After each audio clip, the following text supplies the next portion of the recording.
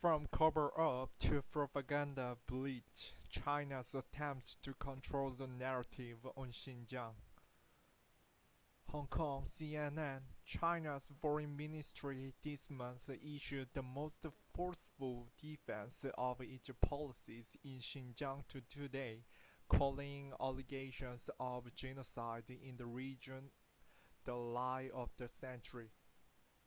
The statement, made in response to ongoing calls for a possible boycott of the 2022 Beijing Olympics, represents the culmination of the long evolution of China's official narrative regarding its treatment of Uyghurs. This evolving strategy from outright denial to hardened public defense is closely tied to the Chinese government's own increased sense of confidence on the world stage and its willingness to confront its critics in the West head on, be it over Xinjiang, the South China Sea, or Hong Kong. A CNN analysis shows in recent months, Xinjiang has become something of a patriotic litmus test in which those wishing to do business with China must pick a side, either stand with Beijing in implicit defense of its policies or face the consequences. The propaganda campaign has also reached a fever pitch, with state media reporters dispatched to Xinjiang to supposedly prove there is no oppression there. A La La Land inspiring musical released to make Beijing's case, while critics overseas have faced sanctions and harassment. While China has always maintained a sophisticated propaganda apparatus at home, its recent campaign over Xinjiang, particularly disinformation and harassment of critics overseas, is more in keeping with similar efforts by Russia, including deploying whataboutism in claiming any U.S. denouncement or detained by the legacy of slavery and genocide on the American continent. The Chinese flag flies over the Juma Mosque in the restored Old City area of Kashgar in China's western Xinjiang region on June 4, 2019. Warning signs. After she was de-radicalized, Amina Hojamet swapped her burqa for a silk dress, put a traditional flower-patterned hat on her head, and sang without the Communist Party there would be no new China. She didn't know it at the time, but Hojamet, along with over a dozen other women from her village in Shupu County in western Xinjiang, whose story was recounted in a report by the state-run Xinjiang Daily, would serve as proof of concept for an anti-extremism campaign that has engulfed the Chinese region since 2017. According to reliable scholarly estimates, up to 2 million Uyghurs and other Muslim minorities have passed through a system of detention camps set up throughout Xinjiang in recent years. In the camps, they have been subjected to intense re-education designed to strip them of their Islamic faith and ethnic identity in the name of fighting religious terrorism and separatism. Survivors of the camps report experiencing or witnessing widespread abuse and incidents of torture, rape, and forced sterilization. The crackdown has been denounced as genocide by the United States government and the Canadian and Dutch parliament for its effect on the Uyghur people and their culture. When reports of the camp system first began to emerge around 2017, China issued staunch deniers or refused to comment altogether. At as this has become increasingly impossible in the face of mounting international attention and subsequent condemnation, Beijing has shifted to an angry defense of its de-radicalization program, which it has even started to tout to like-minded countries as a way of dealing with their own Muslim problem.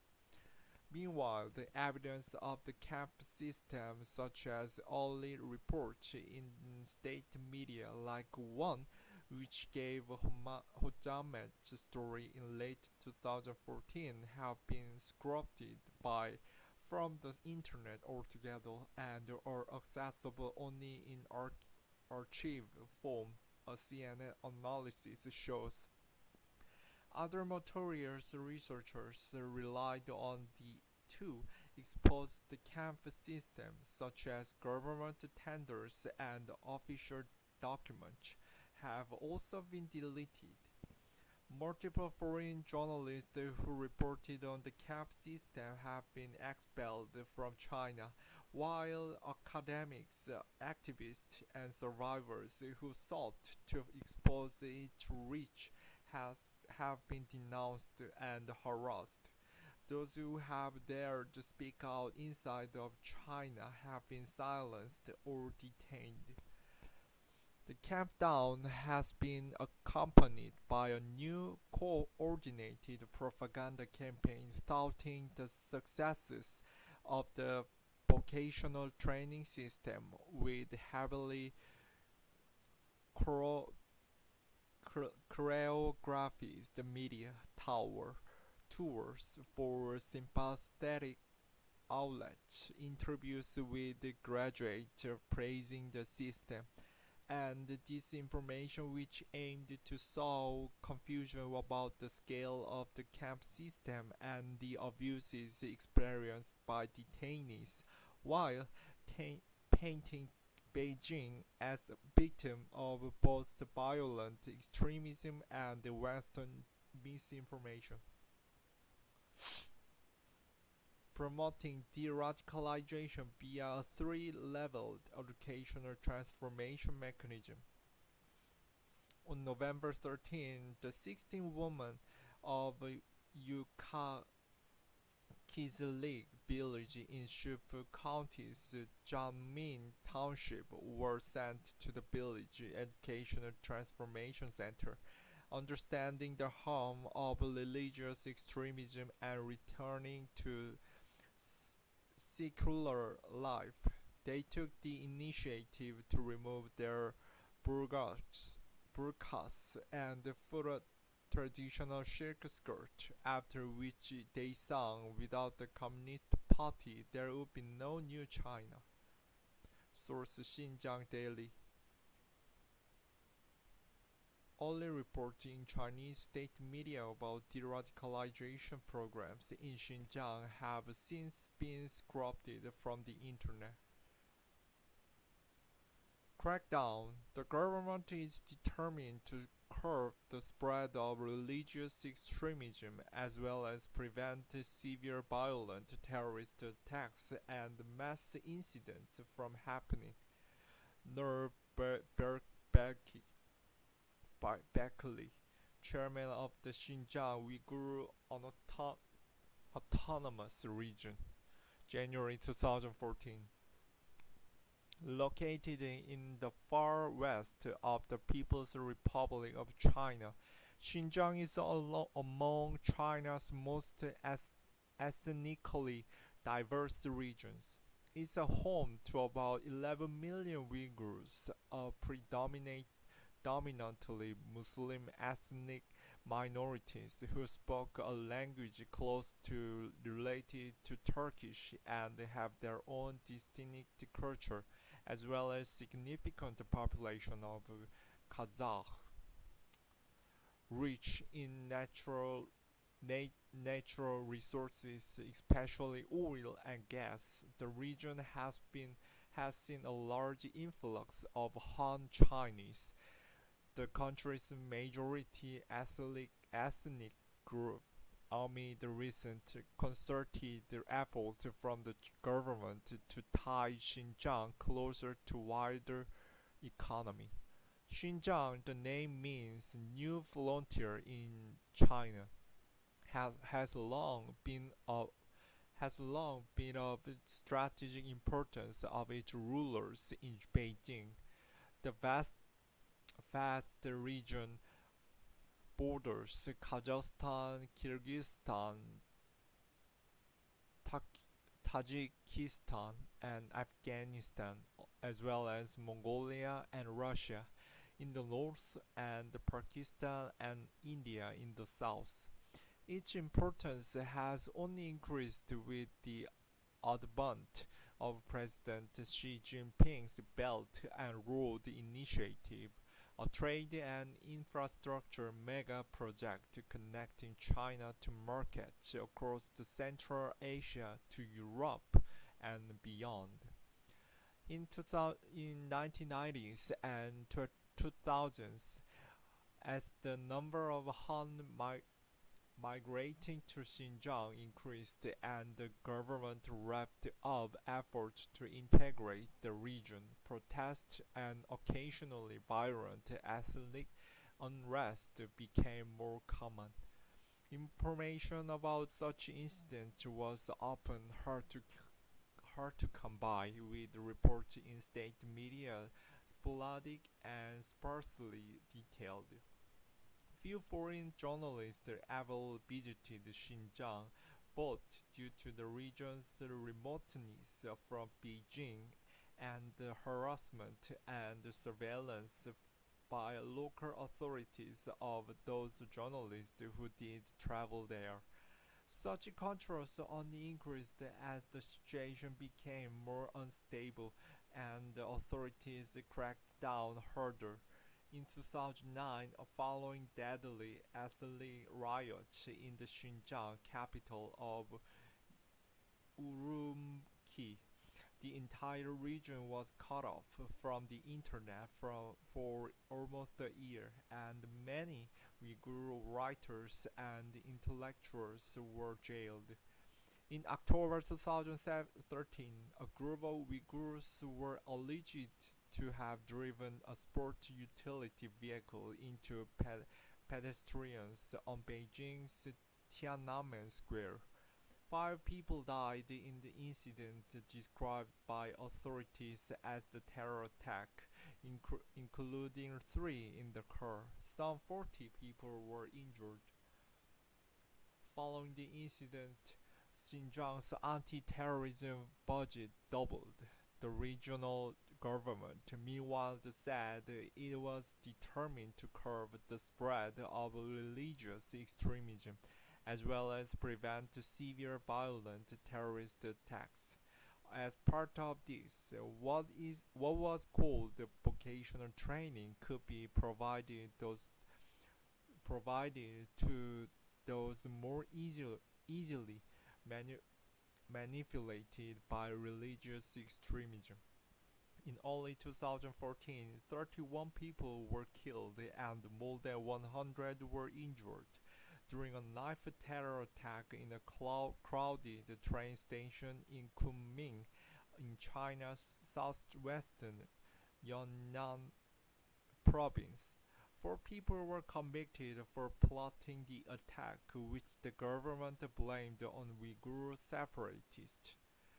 During a visit to the region in February, April 2014, in the aftermath of the Kunming attack, President Xi called for a all-out struggle against terrorism, infiltration, and separatism. according to leaked internal speeches published by the New York Times. Around this time, in a village in Shupu County near the ancient Silk Road trading stop of Kashgar in western Xinjiang, local officials identified 16 women in need of an educational transformation, according to a Xinjiang Daily article. Their offense: wearing the burqa.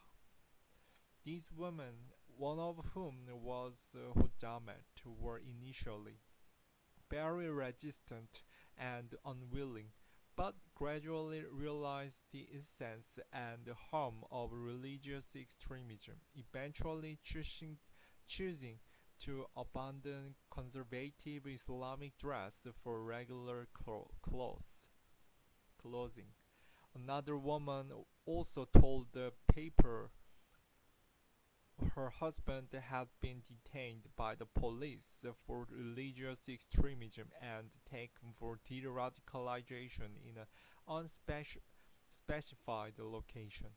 I hope that he will receive the good education, transform well, and reunited with us soon. She was quoted as saying,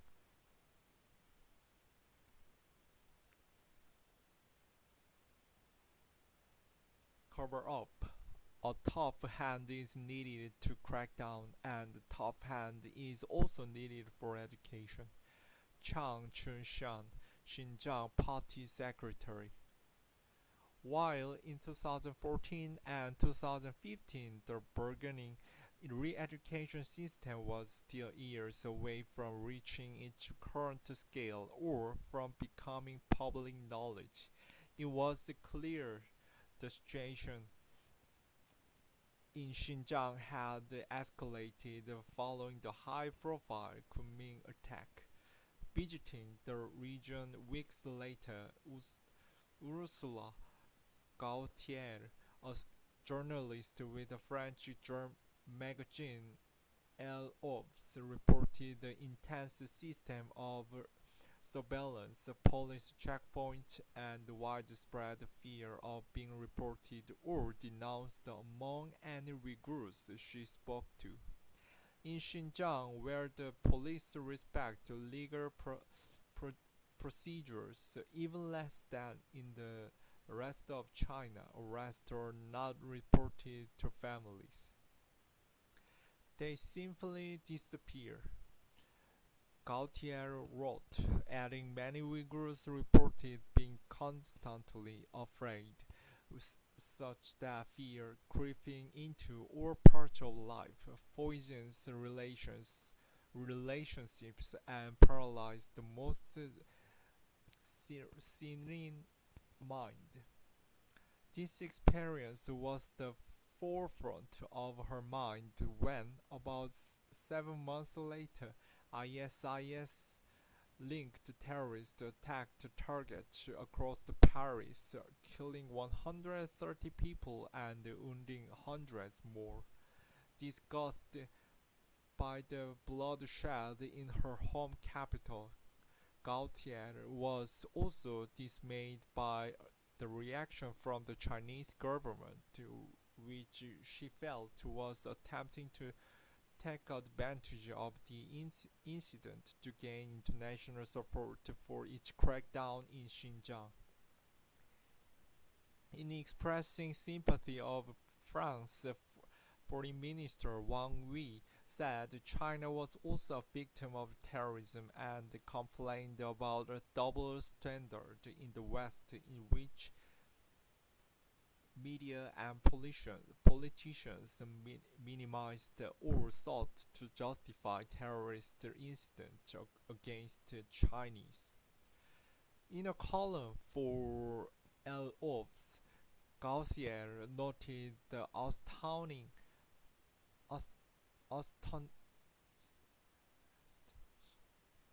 astonishing outpouring of sympathy and solidarity she had experienced in Beijing from ordinary people, while pointing out what she felt toward the Chinese government's ulterior motive in conflating ISIS attacks with violence in Xinjiang. While other outlets made similar observations, China's response to Paris attacks through a domestic lens read read a headline in the New York Times. Gautier's article struck a nerve.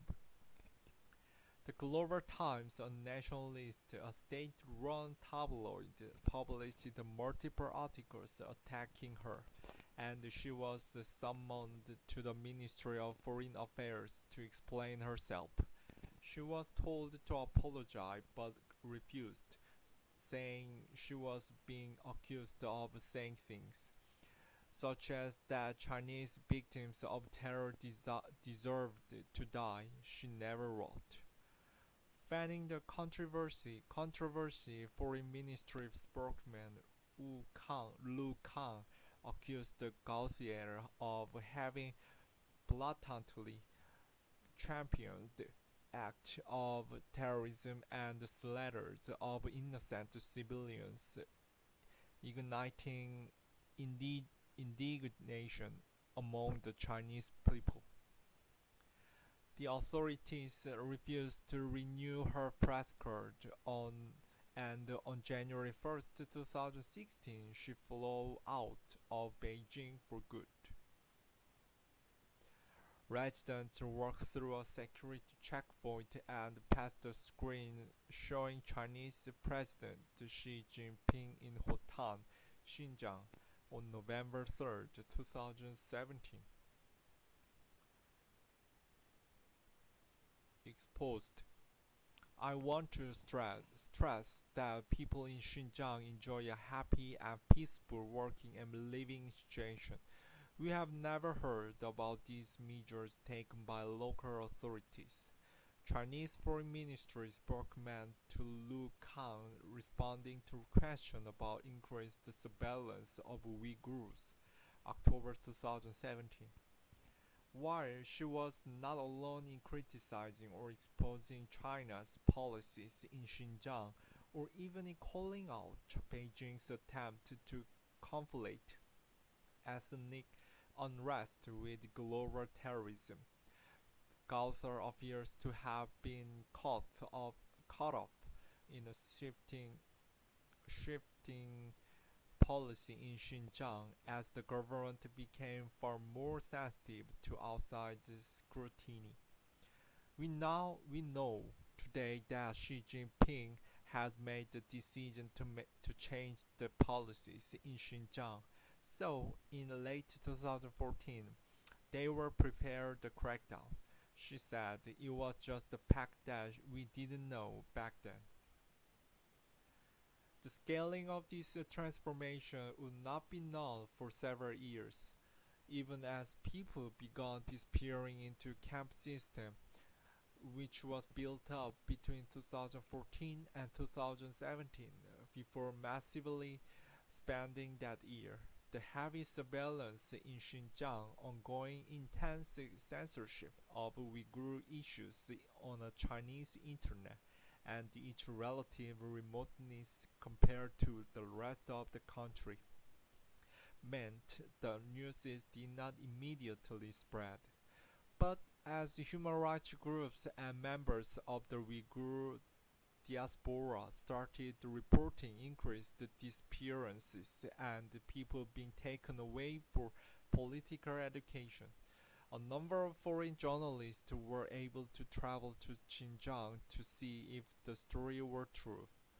In late 2017, a series of on-ground reports were published by U.S. outlets BuzzFeed, the Associated Press, and the Wall Street Journal, all testifying to the intense surveillance all Uyghurs in Xinjiang were subject to and to the bargaining camp system. Since this spring, thousands of Uyghurs and other ethnic minorities have disappeared into so-called political education centers, apparently for offenses, from using Western social media apps to studying abroad in Muslim countries, according to relatives of those detained. BuzzFeed's Mega Rajagopalan reported. While officials defended security measures in Xinjiang as necessary for preventing terrorism, at first, Beijing denied the report about the camp system, with the foreign ministry spokesman telling Rajagopalan, "We have never heard about these measures taken by local authorities." A similar denial would come from China's representative to Kazakhstan, who told reporters, "We don't have such a concept at all in China," when asked about the CNN report on Uyghurs being sent to political education camps in early 2018. More often, the Chinese authorities simply refused to comment for stories about Xinjiang.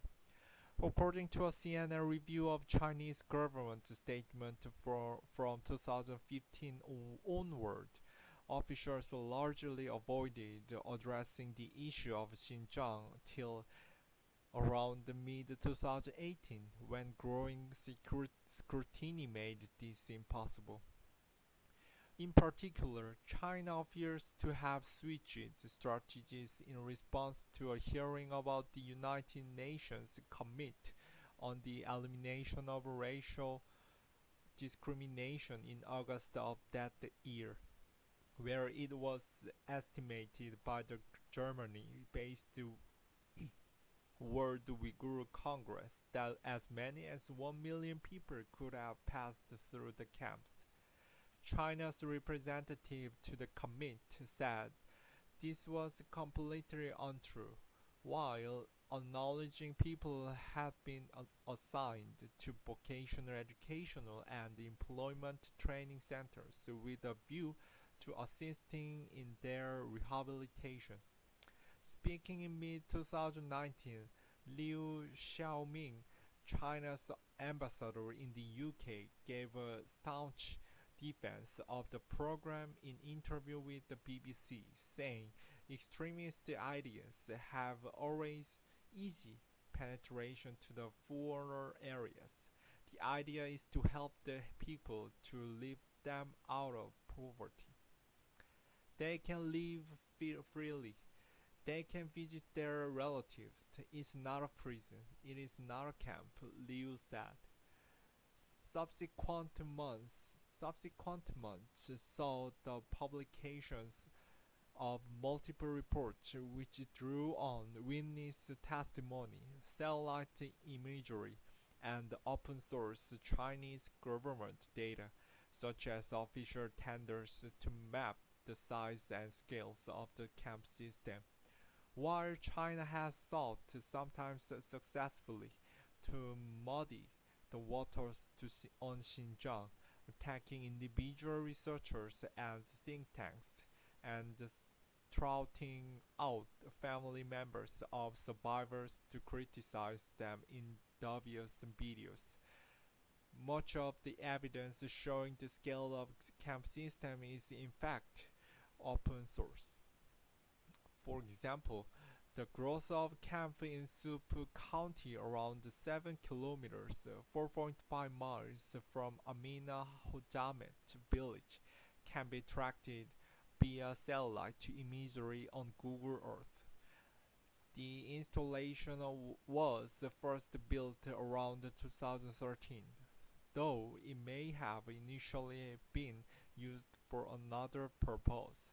In the years since, it has more than doubled in size, and what appears to be watchtowers can be seen on walls around the dormitory-like buildings, according to a review of historical satellite imagery. Other open source data helps to confirm this. A tender for business issued by the Xinjiang government in 2017, reviewed by CNN, six $21 million refit and the expansion of the camp, described as a legal education transformation school. As scrutiny over Xinjiang increased, reports in state media about the de-radicalization program, as well government announcements about the various camps and tenders for supplying them appear to have been scrubbed from the internet, with only a small proportion surviving in archive form. This effort appears to have been inconsistent, with some materials surviving online, along with the reports in the state media that can be used to track the evolution of the vocational training system, even as similar articles which had been written about by human rights groups such as that which contains Hojamet's story were deleted. In the past year, Chinese state media and officials have begun attacking researcher Adrian Jant, who was the first to use government documents to expose the camps, and the Australian Strategic Policy Institute, which popularized the use of satellite imagery to track their growth. Jant was among multiple academics and politicians in the European Union and the United Kingdom sanctioned by China in March. Beijing has also punished those journalists who helped draw attention to Xinjiang early on. Raja Gopalan, a BuzzFeed reporter, was forced to leave China in August 2018 after her visa extension was denied. 2 years later, Gary Shi and Josh Chin, who wrote early reports on Xinjiang for the AP and WSJ, respectively, were among a number of American reporters expelled from China in retaliation for Trump administration limits on US-based Chinese state media. Growth of the camp near Shifu from 2006 to 2020, satellite imagery has been a key tool for journalists and academics to track the expansion of the detention system in Xinjiang.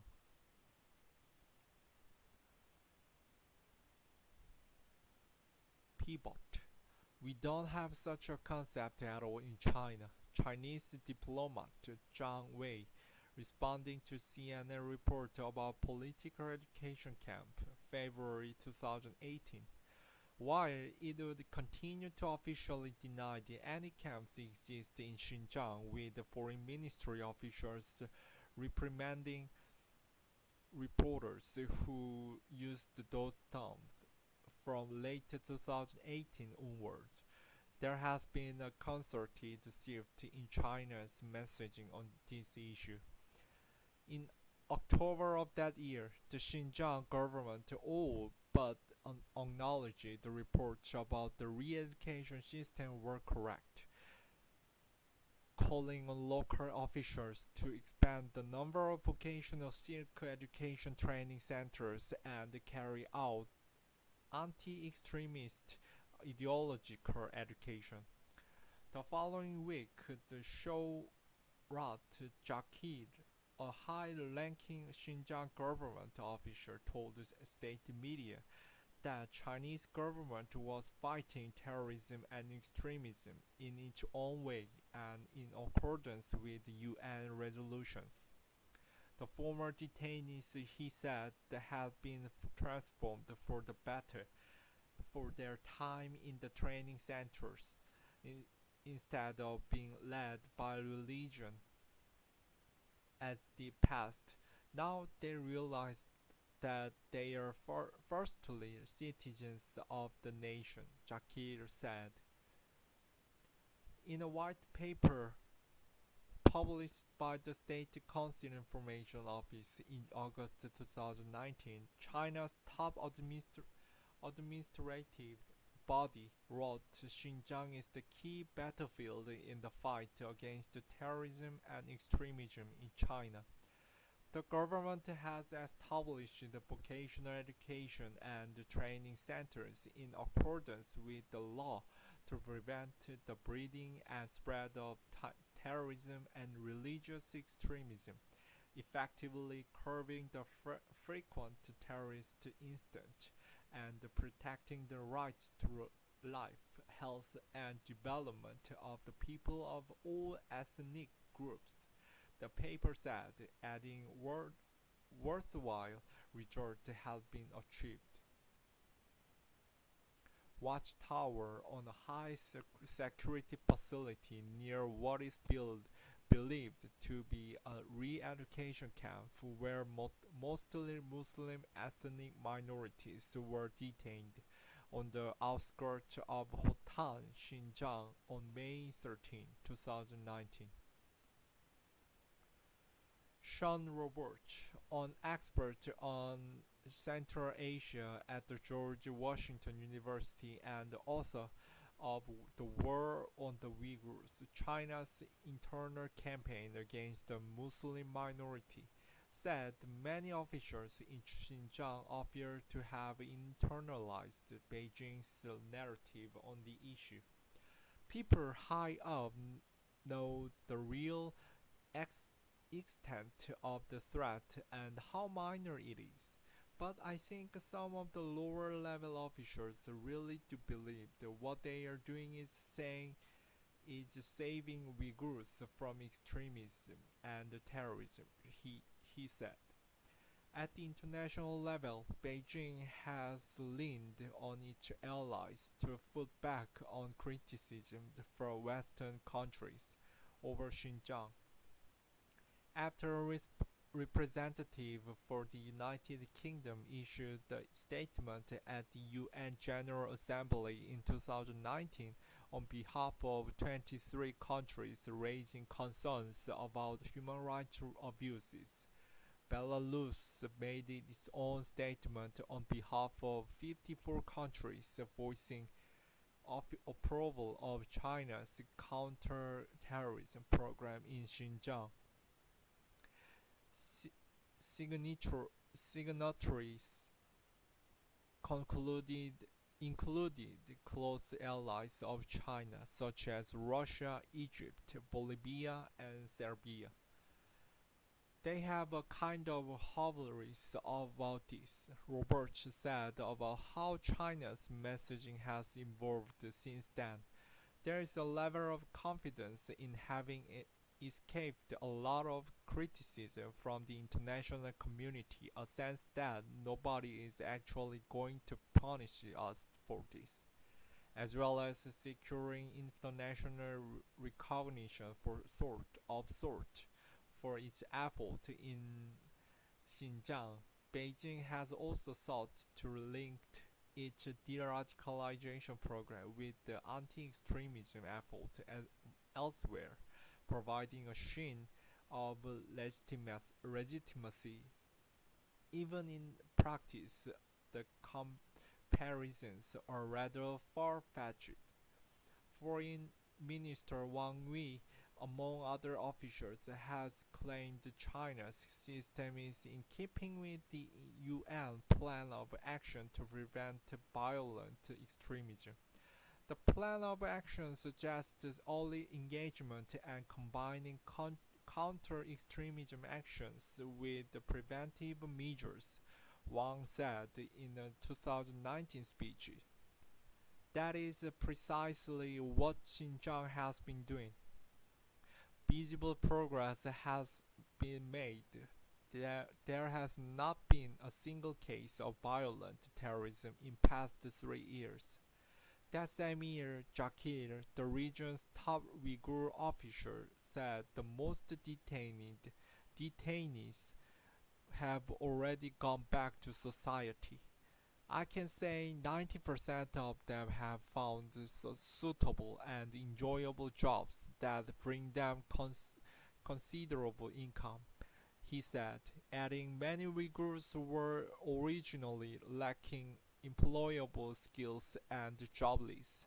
Though records kept by overseas Uyghur groups suggest many intellectual and highly qualified individuals have also been sent to the camps.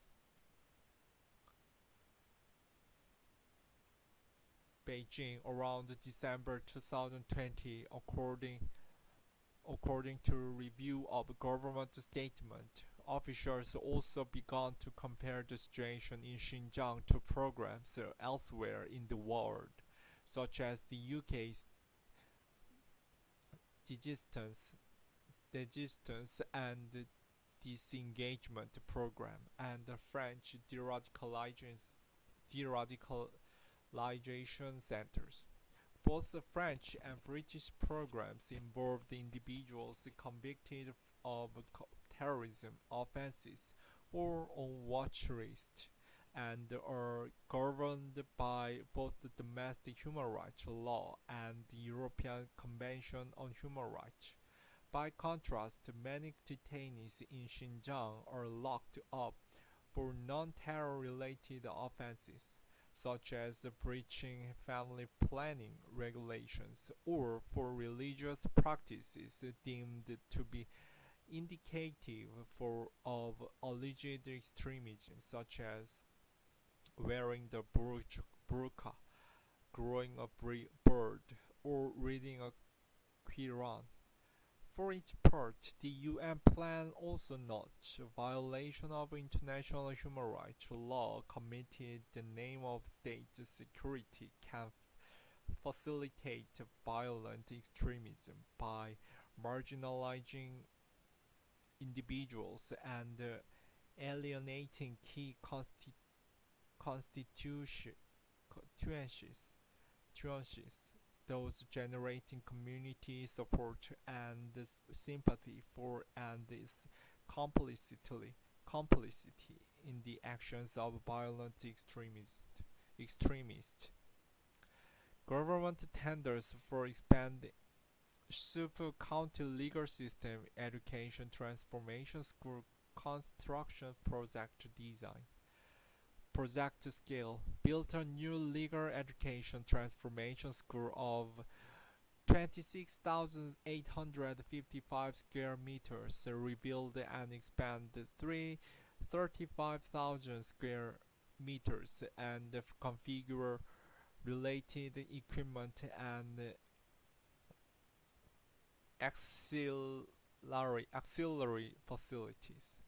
Government tenders for expanding and stocking internment camps in Xinjiang provided only evidence of the system's size and scope.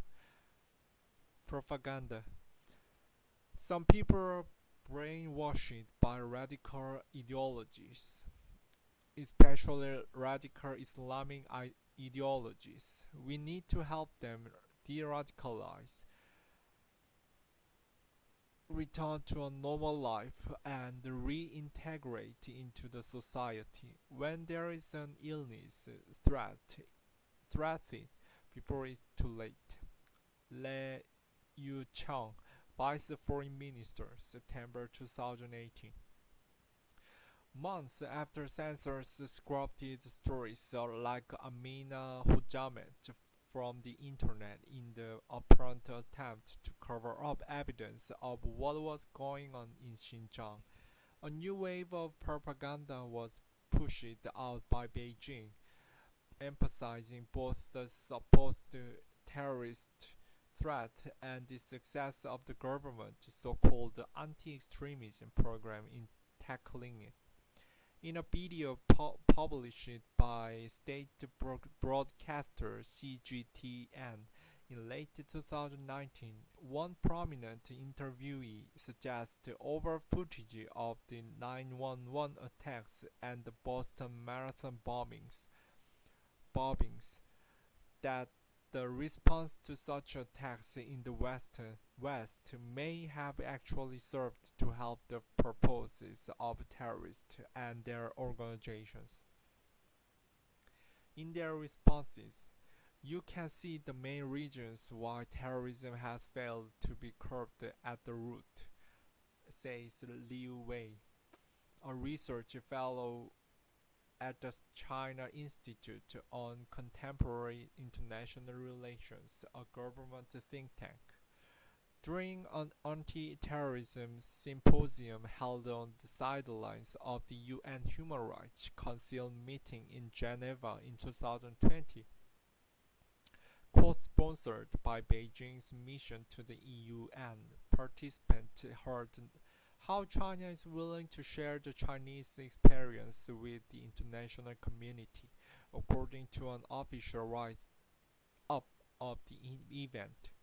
This shift may have been motivated by the wave of leaks, largely unheard of in Chinese politics, which exposed both the scale of the camps and largely inconsequential offenses which got detainees sent there, as well as the involvement of President Xi and other top officials in putting the system in place. While China denounced the leaked secret speeches, credit to Xi published by New York Times appeared to line up with coverage in state media from the time they are given, with Xi so publicly identified as one of the architect of what has since been called a genocide in Xinjiang. China's propaganda bureau may have felt obliged to spin the entire situation as a success. Xi himself said in September 2020 that the policy followed in Xinjiang has been completely correct, and called on the government to tell the story of Xinjiang in multi-level, all-round, and three-dimensional manner, and confidently propagate the excellent social stability of Xinjiang, a facility believed to be a re-education camp where mostly Muslim ethnic minorities were detained in Artuks, north of Kashgar, on June 2, 2019. Chinese state media, particularly those outlets targeting foreign audiences, have pushed this line hard, while stories such as Hojamet were scrubbed from the internet in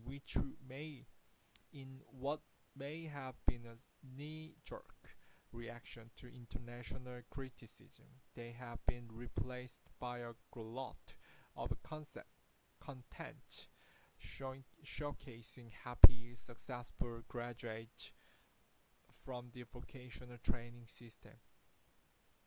Through the training, I realized that my past beliefs were completely wrong and religious extremism was our enemy. It's a disease such poisons our body and the drug which lead us to death. One woman told the reporters at a press conference held by a Xinjiang government. I must stay away from religious extremism and lead to a normal life.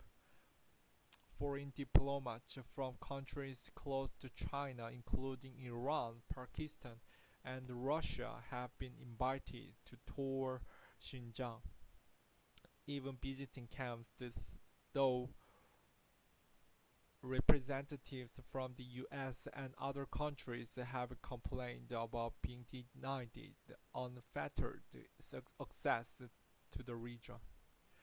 China's propaganda organs have also organized tightly controlled press trips to Xinjiang, again mostly for media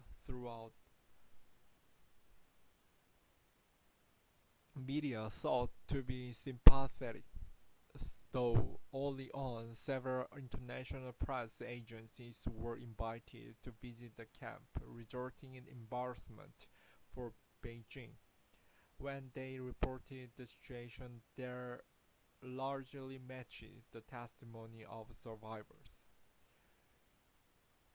Such visits have been denounced as Potemkin-style propaganda tours for unwitting foreigners by Amnesty International, producing a stream of positive stories about the situation in the camps and China's success in fighting terrorism, which often blindly repeat official propaganda. One of the few U.S. publications availed to send a correspondent to Xinjiang in recent years was International Focus, a tiny Houston-based magazine which catered to the city's diplomatic community. According to the piece by publisher Bert Thompson from May 2019, she was invited to go to Xinjiang by the State Council Information Office, joining a multinational group of journalists, writing of visiting the government-run exhibition of major terrorist attacks and violent crimes in Xinjiang. Thompson said the experience was eye-opening. I had no idea the PRC was dealing with the extremist activity. At the Kashgar Vocational Skill Education and Training Center, she said the interviewed several detainees who were or could be victims of extremism teaching. They were treated well by their supervisors, Thompson wrote in her article, which had been promoted online by China's State Council. For those who want to believe that these young people may have been coerced, I said you can't fake happiness, and happiness is exactly what I saw. Thompson and International Focus did not respond to a request for comment. In recent weeks, China's propaganda organs have ramped up their counter-narrative, including producing a musical, A Wings of Song, pur- purporting, purporting to show the ethnic harmony that exists in modern Xinjiang. State broadcaster CGTN, which targets foreign audiences, also dispatched a reporter to Kashgar last month, from where she filed the lived report, signing off with the line, "There is definitely no genocide, so to speak." So, Michelle, back to you. One video released by CGTN may have made the opposite point. However, a new documentary about the threat of extremism that existed prior to the recent crackdown gave us examples, textbooks published and approved by China's own propaganda organs, demonstrating how previously innocuous references to Uyghur culture and Islam may become taboo. China has used the report in sympathetic media from tightly controlled government to run tours of Xinjiang to paint a rosy picture of the situation. Source: the State Council Information Office of the People's Republic of Korea, China. Retaliation. The Xinjiang region of China has been earnestly implementing the UN Plan of Action to prevent violent extremism, drawing on similar practices of other countries and taking de-radicalization measures in accordance with the law. Wang Wei, Foreign Ministry, February 2021. This propaganda push appears to have been successful, particularly in convincing many Muslim minority countries to back Beijing, or at least in giving their leaders cover in doing so. Not all journalists who were taken on government-run tours of Xinjiang were convinced. However, However, the experiences the experiences of Uzi Jajeshi since he first wrote about his trip is indicative of how far China will allegedly go to try and control the narrative over Xinjiang and tear down those who attempt to challenge it. The Canadian Albanian writer and historian Jajesh said he wanted to visit Xinjiang after reading reports in Western media which he felt were exaggerated. He was highly suspicious of the involvement of the US government, fearing it was attempting to promote extremism among Uyghurs or fabricate human rights abuses in order to attack China. I'm generally skeptical of Western propaganda about the rest of the world, Jakeshi said. Very often they lie. After showing his writing and YouTube channel to the Chinese embassy in Tirana, the Albanian capital, Jagesh was approved to join a trip to Xinjiang in August 2019, along with 20 other journalists, most of whom were from Muslim countries, he said. The desire of the Communist Party was that when we go back to our home country, they would say things were fine in Xinjiang, and the Americans and whoever are lying about the Uyghur issue, Jajeshi said. The Xinjiang capital of Urumqi on October 1st, 2020. At first, landing in Urumqi, he was greatly impressed. The Xinjiang capital had undergone significant development in recent years and was in Jakeshi's eyes better built and more beautiful than Toronto. But then the real propaganda started, with a series of lectures by Chinese historians and local officials, as well as tours of terrorism exhibits such as that described by Thompson, a historian of Islam and nationalism, and knowledgeable about Central Asia. Jajeshi was appalled by what he heard. The narrative was Xinjiang was always been a part of China, and these Turk and Islam were latecomers, said Jakeshi.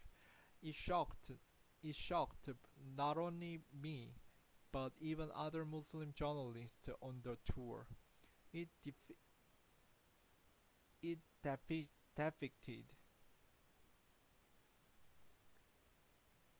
depicted Islam as a primitive religion,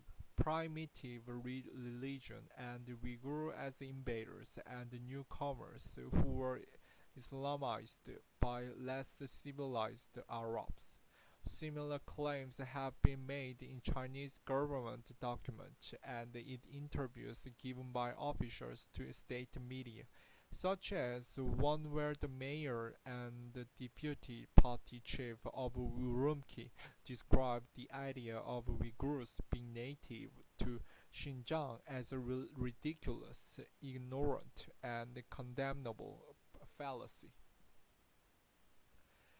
The Uyghur people are members of the Chinese family, not descendants of the Turks, let alone anything to do with the Turkish people, he added. Jajeshi's experience in the vocational training and educational centers he toured was taken to visit was even more eye-opening. After being brainwashed for 2 or 3 days that China is suffering from Islamic extremism, Jakeshi said he expected to come face to face with the Chinese version of Abu Bakr al-Baghdadi, a former leader of ISIS.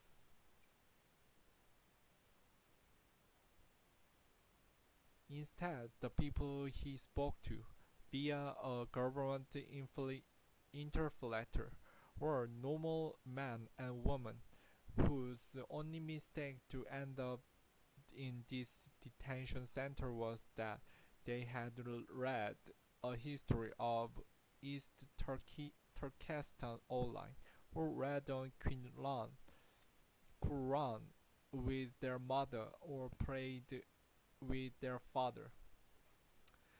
While his Chinese minders said the place was not a prison, Takeshi said they admitted the detainees could not leave, or nor could they talk to relatives except via tightly controlled weekly video calls.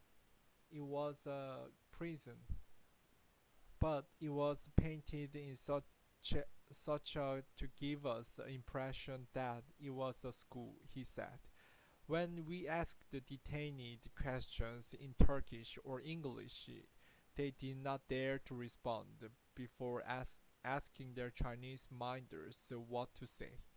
In one video taken by Takeshi during his trip, he spoke with a 23-year-old woman in a camp in Aksu. Though through a government interflator, a woman said she had been detained for watching unlawful videos, wearing a burqa, and encouraging other women in her village to do the same. He said the stories were unimaginable, adding that two female journalists from the Middle East, both of whom were veiled, were particularly upset to hear from Uyghur detainees that they are there for wearing a hijab or burqa. From our visit to two camps in Kashgar and Aksu, we saw beyond doubt that China is openly eradicating the Islamic identity and Turkish identity of these people, Takeshi said. I went to defend China, but I found out I could not defend it.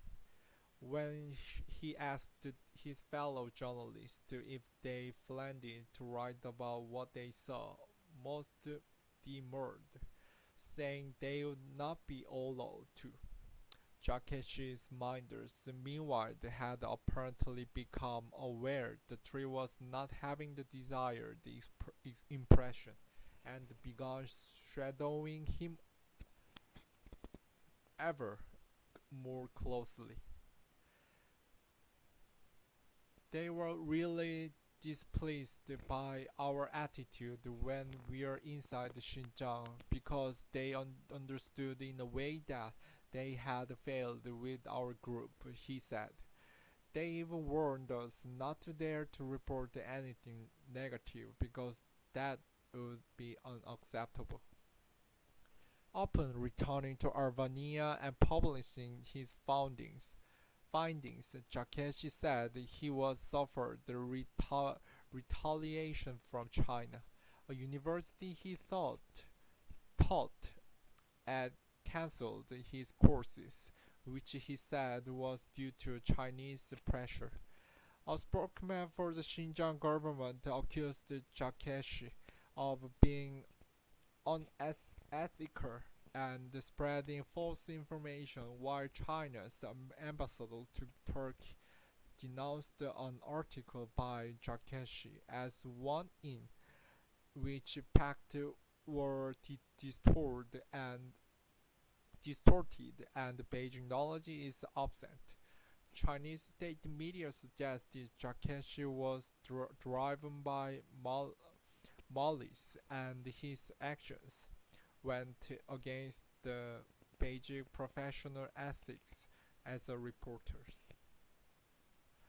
The pushback against Takeshi, however, is nothing compared to how